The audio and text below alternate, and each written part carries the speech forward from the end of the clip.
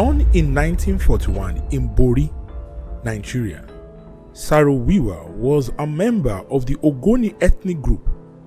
He studied literature at the University of Ibadan and later became a prominent writer and television producer.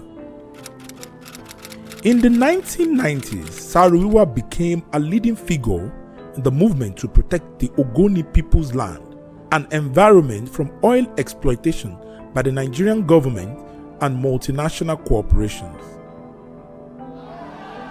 Saro-Wiwa's activism led to his arrest and imprisonment in 1994 by the military regime of Sani Abacha.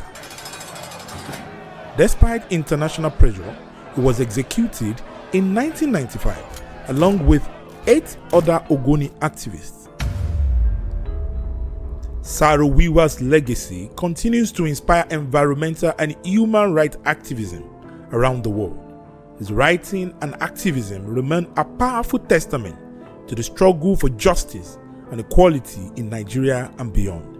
In a true federation, all ethnic groups are equal, irrespective of size. If you talk of democracy, democracy is about that equality. And if you don't practice it, you are not a Democrat. Saro-Wiwa was a good man. Yeah, a lot of us act like Saro-Wiwa. We are activists. We like to talk. We like to give our opinion. Get our voice to be heard. But again, I want us to learn a lesson about Saro-Wiwa. Saro-Wiwa was an activist. He talked during the time that Abacha was the president.